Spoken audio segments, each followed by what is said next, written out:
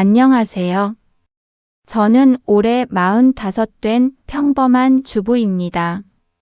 사연을 보낼까 말까 몇 달을 망설이다가 이제야 용기 내서 적어봅니다.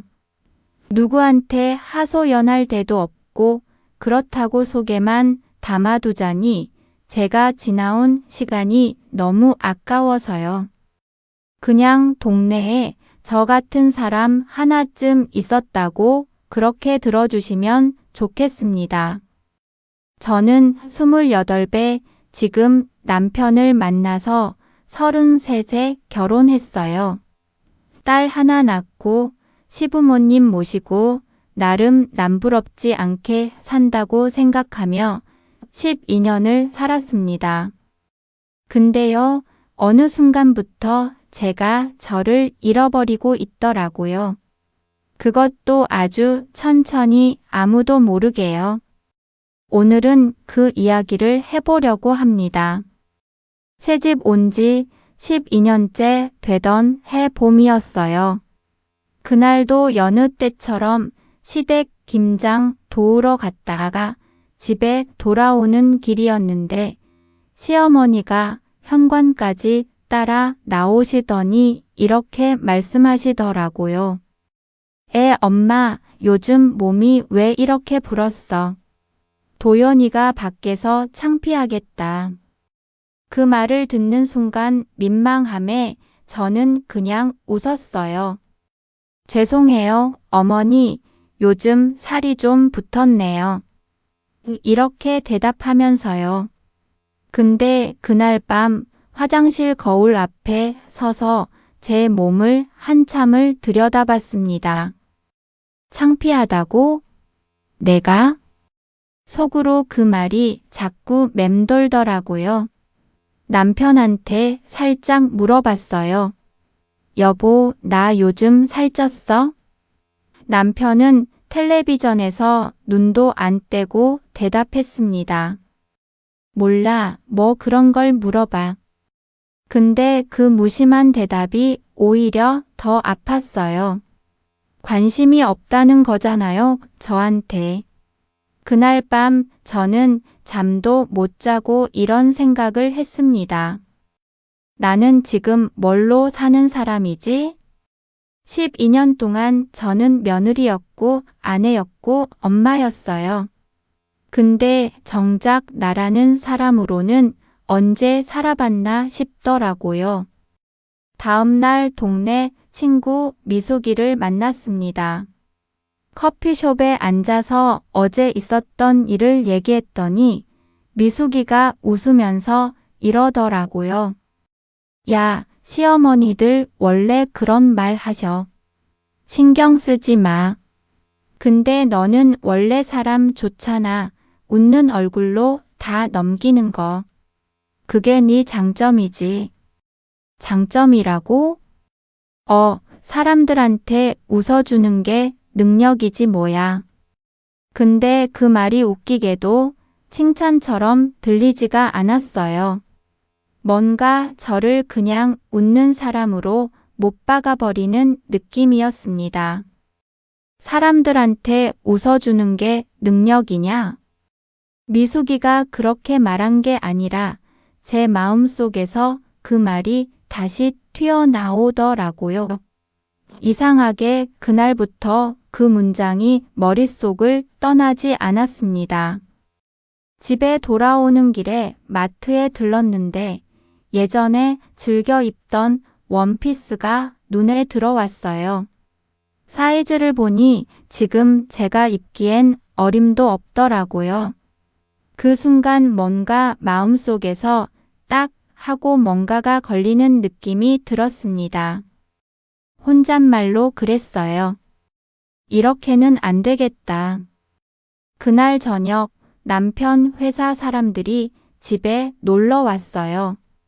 제가 정성껏 음식을 차렸는데 남편이 손님들 앞에서 이렇게 농담을 하더라고요. 우리 와이프가 손맛은 좋은데 요즘 살림만 하다 보니 몸매 관리를 좀 안 해서요. 하하. 손님들도 어색하게 웃고 저도 따라 웃었어요. 근데 그 웃음 뒤에서 저는 속으로 이렇게 생각했습니다. 지금 이 사람이 나를 웃음거리로 만들고 있구나. 손님들 다 돌아가고 설거지를 하는데 남편이 뒤에서 말했습니다. 아까 그거 그냥 농담이었어. 왜 표정이 그래? 농담이었어도 좀 그랬어. 예민하게 왜 그래, 진짜? 저는 아무 말도 못했어요. 그냥 수세미를 쥐고 그릇만 문지르고 있었습니다. 근데 마음속으로는 이런 생각이 들더라고요. 예민한 게 아니라 이제야 느끼는 거야. 그날 밤 딸 하은이가 제 방에 살짝 들어왔어요. 11살 딸이 저를 물끄러미 보더니 이렇게 물었습니다. 엄마, 아까 왜 웃었어? 안 웃긴데 왜 웃었어? 그 말에 저는 아무 대답도 못했습니다. 11살짜리 딸도 아는 걸 저는 12년 동안 모르고 살았더라고요. 그날 밤 저는 한숨도 못 잤어요. 새벽 5시쯤 조용히 일어나서 거실로 나왔습니다. 창밖이 뿌옇게 밝아오는데 저는 노트 한 권을 꺼내서 뭔가를 적기 시작했어요. 처음엔 그냥 살 빼야지라는 한 줄이었는데 쓰다 보니 다른 문장들이 막 튀어나오더라고요. 나는 언제부터 내 의견을 말하지 않게 됐을까? 나는 언제부터 거울을 안 보게 됐을까?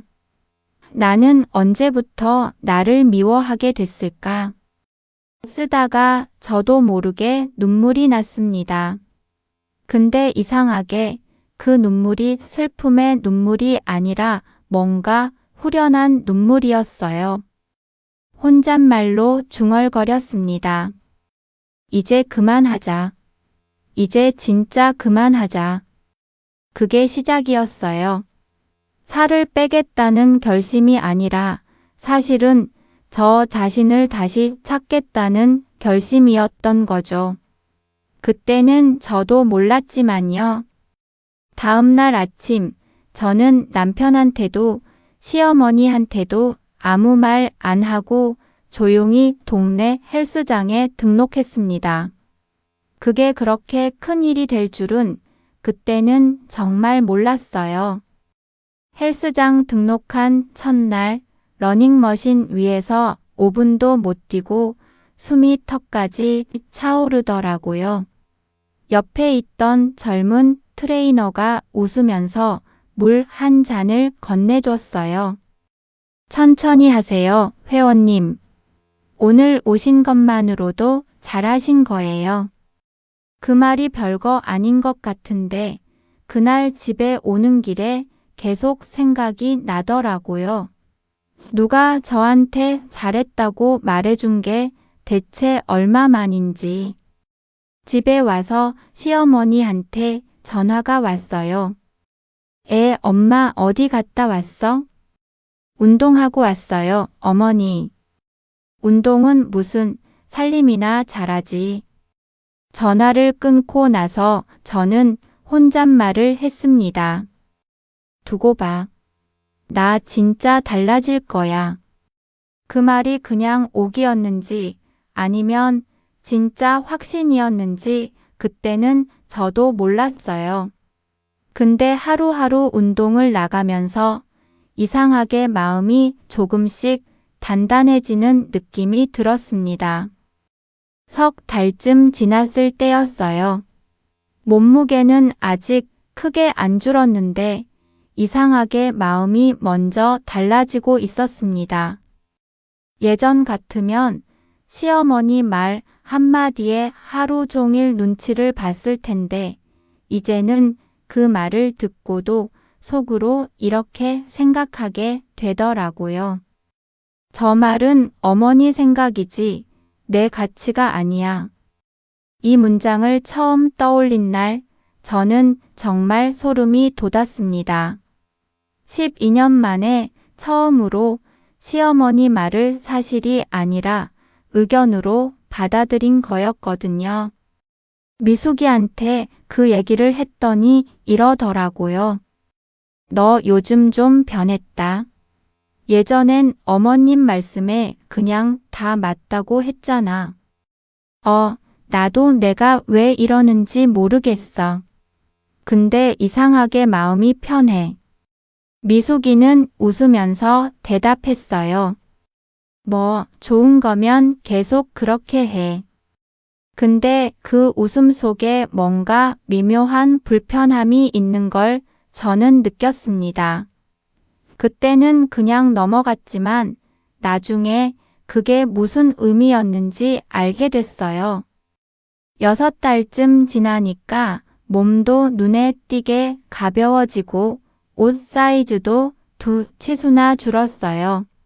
어느 날 저녁 남편이 퇴근하고 와서 저를 위아래로 풀어보더니 이렇게 말하더라고요. 당신 요즘 진짜 예뻐졌다. 그 말을 듣는 순간 예전 같으면 정말 기뻤을 텐데 이상하게 마음이 복잡했어요.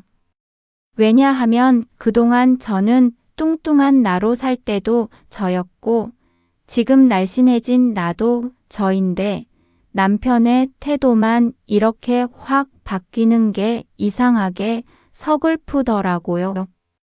고마워. 짧게 대답했는데 남편은 그날부터 부쩍 저한테 잘해줬어요. 같이 저녁도 먹으러 나가자고 하고 주말에 데이트도 하자고 하고요. 저는 그게 좋으면서도 마음 한구석이 계속 찜찜했습니다. 혼잣말로 그랬어요. 이 사람은 지금 뭘 보고 나한테 잘해주는 거지? 그 질문에 대한 답을 그때는 몰랐어요. 근데 나중에 정말 뼈아프게 알게 됩니다. 시어머니도 달라졌어요. 근데 그 달라진 방식이 좀 이상했습니다. 예전엔 대놓고 살쪘다고 지적하시더니 이제는 다른 방식으로 저를 콕콕 찌르시더라고요. 엄마 살 빼니까 사람들이 다 좋아하는 거 알아? 너무 나서지는 마. 여자가 너무 눈에 띄면 안 좋아. 그 말을 듣고 저는 속으로 생각했습니다. 이게 무슨 말이지? 살 빼라며. 근데 이제는 눈에 띄지 말라고? 시댁 모임에서도 시어머니는 자꾸 제 얘기를 다른 사람들 앞에서 깎아내리듯 말씀하셨어요. 제가 요즘 운동한다고 유난이야. 근데 이상한 건 다른 사람들은 오히려 저를 칭찬했다는 거예요. 어머, 형님, 요즘 정말 보기 좋으세요. 어떻게 하신 거예요?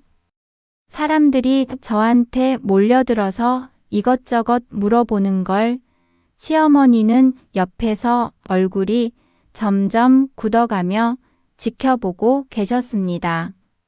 저는 그때는 그냥 시어머니가 제 건강을 걱정하시나 보다 했는데 그게 아니었더라고요. 시어머니가 진짜 불편해 하시는 건 제 외모가 아니라 제가 사람들한테 사랑받는 그 모습 자체였습니다. 그해 가을 동네 부녀회 행사가 있었어요. 제가 이것저것 챙기고 사람들 사이를 오가며 일을 하는데 부녀회장님이 저한테 이러시더라고요. 서윤 씨는 진짜 사람 다루는 재주가 있어. 이 사람, 저 사람 다 챙기면서도 부담스럽지가 않아. 그 말을 듣는데 갑자기 예전에 미숙이가 했던 말이 떠올랐어요. 사람들한테 웃어주는 게 능력이냐? 근데 이번엔 그 문장이 다르게 들리더라고요. 처음으로 저는 이렇게 생각했습니다. 어쩌면 이게 진짜 내 능력인 걸까? 그 생각이 씨앗이 되어서 저는 그날부터 조금씩 다른 꿈을 꾸기 시작했어요. 그냥 예뻐지는 게 목표가 아니라 제가 가진 이 힘을 뭔가에 써보고 싶다는 마음이요. 근데 행복은 오래가지 않았어요. 어느 날 밤 남편 핸드폰에 문자 알림이 떴는데 우연히 화면을 보게 됐습니다. 회사 동료로 보이는 여자한테 온 문자였는데 내용이 좀 이상했어요. 오빠, 오늘 사모님 얘기 진짜 웃겼어요. 예전엔 상상도 못했는데 요즘 완전 여신이시더라고요. 사모님이라는 말, 여신이라는 말. 저에 대한 이야기였다는 건 알겠는데 뭔가 기분이 이상했습니다. 남편한테 슬쩍 물어봤어요. 이거 누구야? 회사 후배야. 왜 남의 폰을 봐? 그냥 알림 뜬 거 봤어. 근데 나에 대해서 무슨 얘기를 했길래? 남편은 잠깐 당황하더니 이렇게 말했습니다. 별거 아니야. 그냥 요즘 당신 예뻐졌다고 자랑 좀 했지. 자랑이라는 말이 마음에 걸렸어요. 저는 그날 밤 잠을 자면서도 계속 이 생각이 떠나지 않았습니다. 자랑? 나를 자랑거리로 얘기했다고? 그 순간부터 저는 뭔가 조금씩 이상한 낌새를 느끼기 시작했어요. 그리고 제가 느낀 그 이상한 낌새가 곧 진짜였다는 걸 알게 됐어요. 그 무렵 저는 우연히 동네에서 작은 반찬 가게를 하는 언니를 도와주게 됐어요. 사람 손이 부족하다고 해서 며칠 도와줬는데 손님들이 저한테 자꾸 이것저것 물어보고 저랑 얘기하는 걸 좋아하시더라고요. 언니가 저한테 그러셨어요. 서윤 씨, 여기서 그냥 알바만 하지 말고 나랑 동업하는 거 어때? 손님들이 서윤 씨 보러 온다니까. 처음엔 농담인 줄 알았는데 진심이시더라고요. 저는 며칠을 고민하다가 남편한테 얘기를 꺼냈습니다. 나 반찬 가게 동업 제안받았어. 해보고 싶어. 남편은 대뜸 정색을 했어요. 뭐? 무슨 가게를 해? 애는 누가 봐? 그냥 하던 대로 살아. 하은이는 이제 학교 다니고 나도 뭔가 해보고 싶어서 그래. 당신이 무슨 사업을 해? 그냥 취미로 운동이나 하고 그래. 그 말에 저는 마음이 확 무너졌습니다. 근데 이번엔 예전처럼 그냥 웃고 넘어가지 않았어요. 나도 할 수 있어. 그 한마디를 하고 나서 저는 처음으로 남편 앞에서 물러서지 않았습니다. 시어머니는 더 심하게 반대하셨어요. 여자가 무슨 사업이야. 살림이나 잘해. 도연이 밥은 누가 차려줄 거야.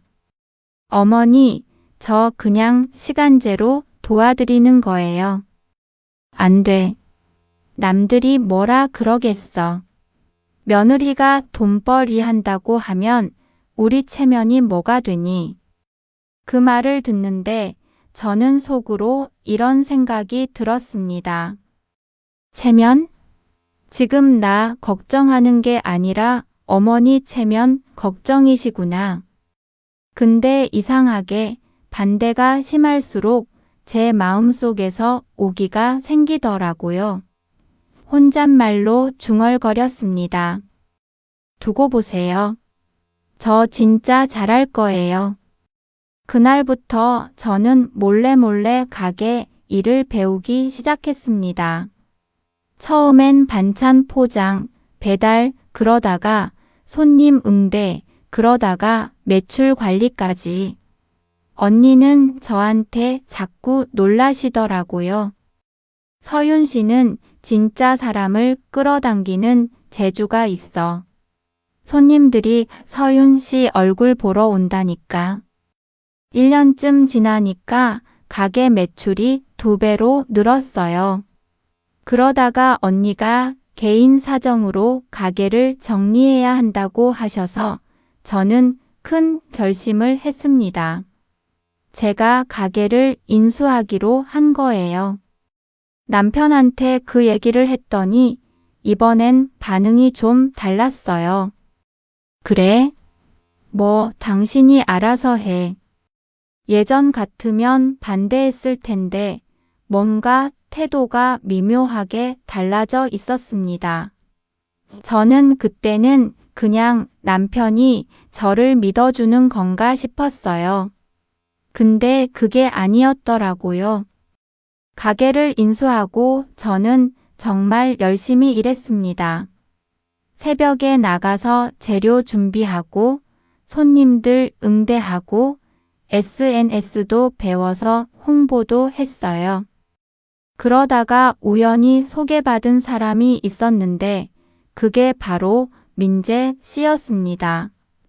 작은 유통회사를 하던 분인데 제 가게 반찬을 맛보고는 저한테 이런 제안을 하셨어요. 사장님, 이거 온라인으로 확장해 보실 생각 없으세요? 제가 유통 쪽은 도와드릴 수 있는데 사장님은 사람들 마음을 얻는 재주가 정말 특별하세요. 그 말에 저는 웃으면서 대답했어요. 제가요? 저는 그냥 사람들한테 웃어주는 것밖에 몰라요. 민재 씨는 진지하게 말했습니다. 사장님, 그게 제일 어려운 거예요. 사람을 믿게 만드는 재주요.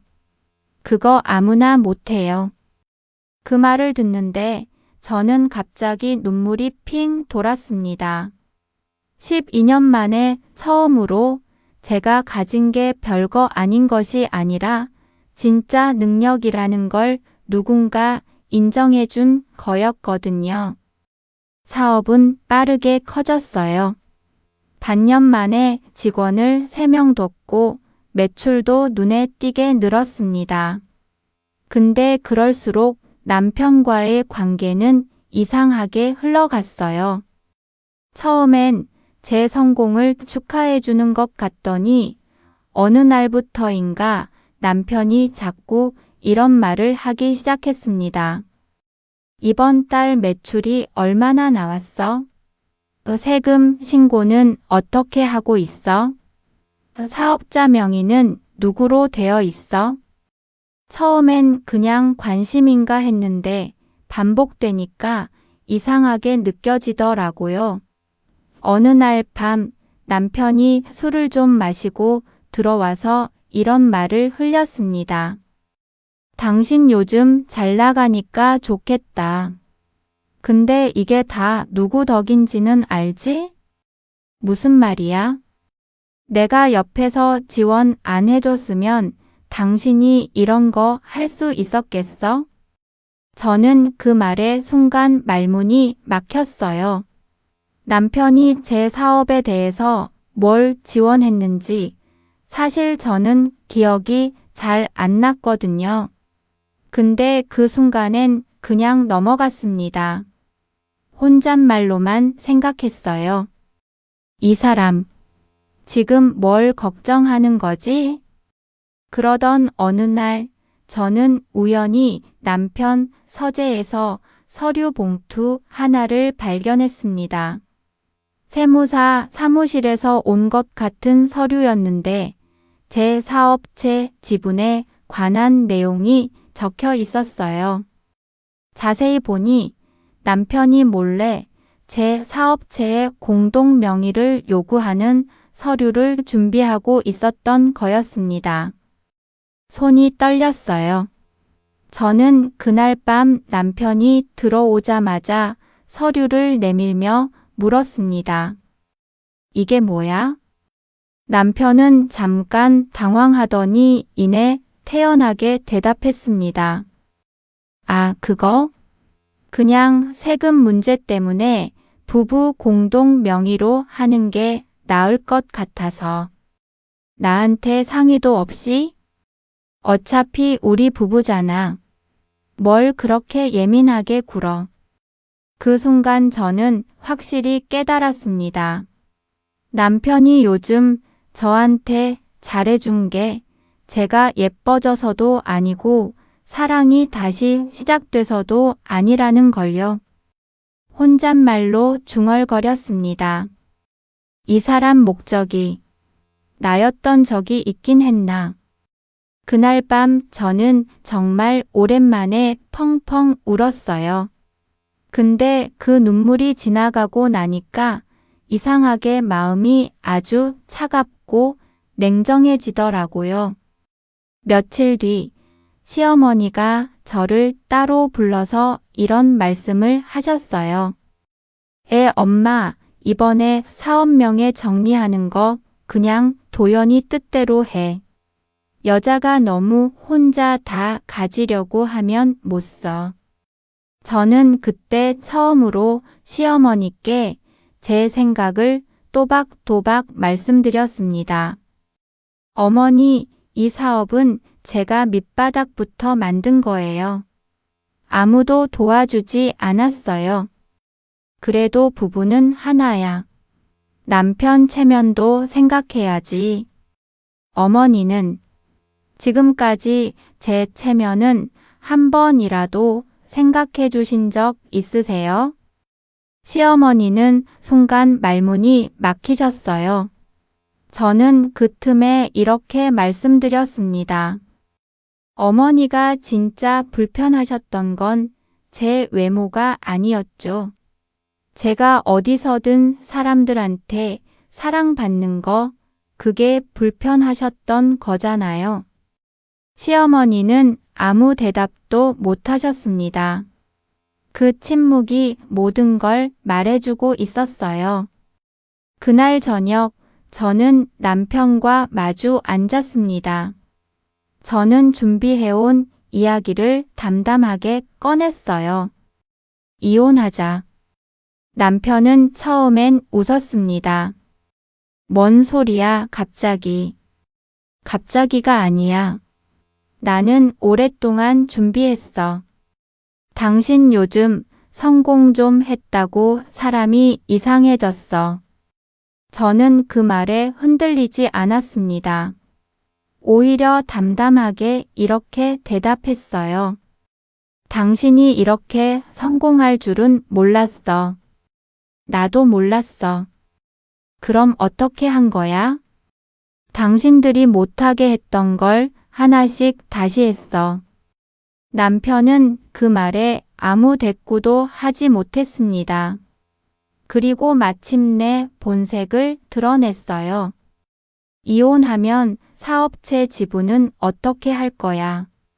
그동안 내가 명의도 정리해주고 다 도와줬잖아. 저는 그 말을 듣고 오히려 헛웃음이 나왔습니다. 당신이 나를 되찾으려는 게 아니었구나. 내 사업을 갖고 싶었던 거구나.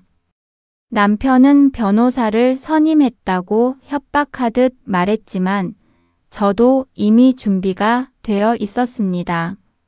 민재 씨의 소개로 만난 변호사와 함께 저는 사업체의 모든 자산이 제 명의로, 제 노력으로 이루어졌다는 걸 하나하나 증명해 나갔어요. 시어머니는 마지막까지 전화를 걸어와 이렇게 말씀하셨습니다. 애 엄마, 이러다가 우리 집안 망신이야. 그냥 참고 살아. 저는 이번엔 정말 차분하게 대답했어요. 어머니, 저는 참는 거 그만하려고요. 12년 참았으면 충분해요. 전화를 끊고 나서 저는 오랜만에 깊게 숨을 내쉬었습니다. 그리고 혼잣말로 중얼거렸어요. 이제서야 숨이 쉬어지네. 이혼 절차가 마무리되던 날, 저는 딸 하은이와 함께 새로 계약한 가게 앞에 섰습니다. 간판에는 제 이름을 딴 브랜드 로고가 걸려 있었어요. 하은이가 제 손을 잡으며 물었습니다. 엄마, 이제 진짜 우리 둘이 사는 거야? 응, 근데 엄마 이제 진짜 괜찮아. 너무 걱정하지 마. 하은이는 저를 한참 올려다보더니 이렇게 말했습니다. 엄마, 요즘 진짜 예뻐. 근데 살 빠져서 예쁜 거 아니고 그냥 엄마가 엄마 같아서 예뻐. 그 말에 저는 눈물이 왈칵 쏟아졌습니다.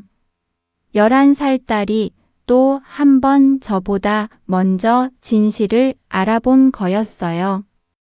방송국에서 인터뷰 요청이 왔습니다. 작은 반찬 가게에서 시작해서 지금은 지역에서 꽤 알려진 식품 브랜드 대표가 된 제 이야기를 다큐멘터리로 만들고 싶다고 하더라고요. 인터뷰 말미에 저는 이렇게 말했습니다. 나를 함부로 대하는 사람들의 말이 내 가치가 아니라는 걸 알게 된 순간부터 인생이 달라졌어요. 카메라가 제 얼굴을 비췄습니다. 예전과 달리 이제는 누구의 허락도 구하지 않는 표정으로요. 그리고 저는 마지막으로 이렇게 말했습니다. 나는 살을 뺀 것이 아니었습니다. 나를 작게 만들던 사람들 곁에서 내 인생을 다시 가져온 것이었습니다. 나는 당신들에게 사랑받기 위해 변한 게 아니에요. 당신들 없이도 나를 사랑할 수 있게 된 거예요. 여러분, 여기까지 제 얘기를 들어주셔서 감사합니다. 솔직히 지금도 가끔은 제가 잘한 건지 헷갈릴 때가 있어요. 시어머니한테 모질게 말한 것도 그렇고 남편이랑 헤어진 것도 딸한테 미안한 마음이 없다면 거짓말이겠죠. 근데 하나는 확실해요. 저는 이제 거울 보는 게 무섭지 않습니다. 누가 뭐라고 해도 그 말이 저를 흔들지 못한다는 걸 아니까요. 여러분, 제가 잘한 걸까요? 혹시 저처럼 누군가의 말 한마디에 자기 자신을 계속 작게 만들고 계신 분 있으시면요. 이 말씀은 꼭 드리고 싶어요. 원래 강했던 사람이 갑자기 강해지는 게 아니더라고요. 그냥 원래 가지고 있던 그 힘을 쓸 기회가 없었을 뿐이었어요. 여러분도 지금 그 기회를 기다리고 계신 거라면요. 저는 응원합니다.